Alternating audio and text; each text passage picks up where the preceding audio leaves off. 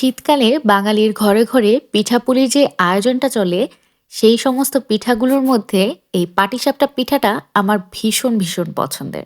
আর এর ভিতরে যে পুর বা খিসাটা থাকে, মূলত এটার লোভেই আমার পাটিসাপটা পিঠাটা খাওয়াও হয় বেশি। আর এটা বানানো আমার কাছে খুবই ইজি মনে হয়। একটা প্যানে ২ চামচ পরিমাণ ঘি গরম করে নিয়েছি। এতে ১ কাপ পরিমাণ চালের গুঁড়ি দিয়ে নেড়েচেড়ে চালের গুঁড়িটাকে কিছুক্ষণ ভেজে নেব। এরপরে ২.৫ কাপ লিকুইড মিল্ক, যেটা আগের থেকে জাল করে রেখেছিলাম, অল্প অল্প করে অ্যাড করব। প্রথমেই কিন্তু এই চালের গুঁড়িটা দলা পাকিয়ে যেতে পারে। ভয় পাওয়ার কিচ্ছু নেই। এটা কিন্তু পরবর্তীতে মেল্ট হয়ে যাবে খুব ইজিলি। এরপরে দিয়ে দিচ্ছি স্বাদমতো চিনি। আমি এখানে প্রায় ১.৫ কাপের মতো চিনি দিয়েছিলাম।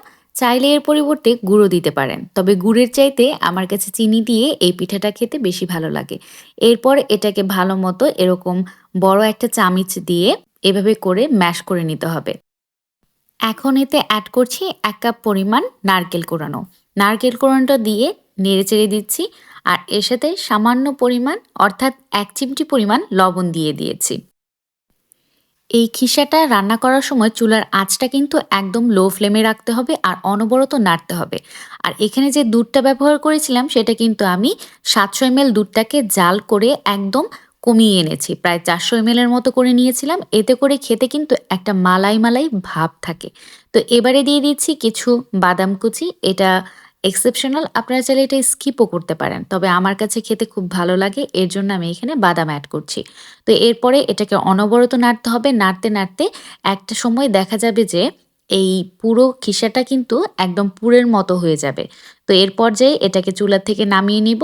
আর এদিকে একটা ব্যাটার তৈরি করে নিতে হবে। প্রয়োজন মতো চালের গুঁড়ি নিয়েছি। তার ৩ ভাগের ১ ভাগ ময়দা দিয়েছি, বা তার কমও দিলে হবে। এরপরে অ্যাড করেছি স্বাদমতো লবণ আর ১ কাপ পরিমাণ চিনি। এরপরে দিয়েছি ১ কাপ পরিমাণ গুঁড়ো দুধ। গুঁড়ো দুধটা পানির সাথে মিশিয়ে নিয়েছিলাম। এরপর এটাকে নেড়েচেড়ে মিক্স করে নিব। আর এর সাথে সর্বশেষ অ্যাড করছি ১ টেবিল চামচ সাদা তেল।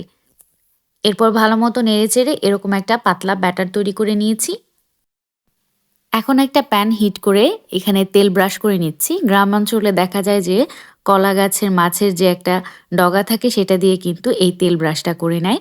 তো যেহেতু আমার কাছে নেই, তো আমি এভাবে তেল ব্রাশ করে নিচ্ছিলাম।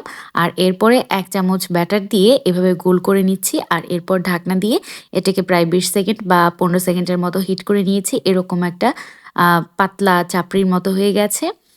এরপরে এর মাঝে পুর দিয়ে দিচ্ছি। পুর দিয়ে এটাকে আস্তে, আস্তে ফোল্ড করে নেব এরকম সুন্দরভাবে।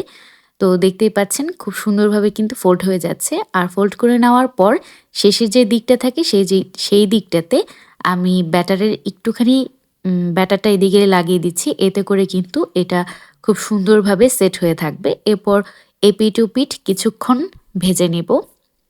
আর চুলার আঁচটা কিন্তু আমি মিডিয়ামেই রেখেছিলাম। খুব বেশি হাই হিট করিনি। এবার এই পিঠাটা হয়ে গেছে। এবার এটাকে নামিয়ে নিচ্ছি। এভাবে করে বাদবাকি সবগুলো পিঠাই আমি তৈরি করে নিয়েছি। খেতে কিন্তু ভীষণ মজা ছিল। খুবই টেস্টি ছিল। আর আমার হাসব্যান্ড তো এই ভেতরের যে ক্ষীর বা পুরটা যেটা থাকে সেটা অর্ধেকটা এমনিতেই খেয়ে ফেলেছে। তো আজকের মতো এখানেই বিদায় নিচ্ছি। আসছি আরো নতুন, নতুন ভিডিও নিয়ে। ততদিন পর্যন্ত সঙ্গেই থাকবেন। আল্লাহ হাফেজ।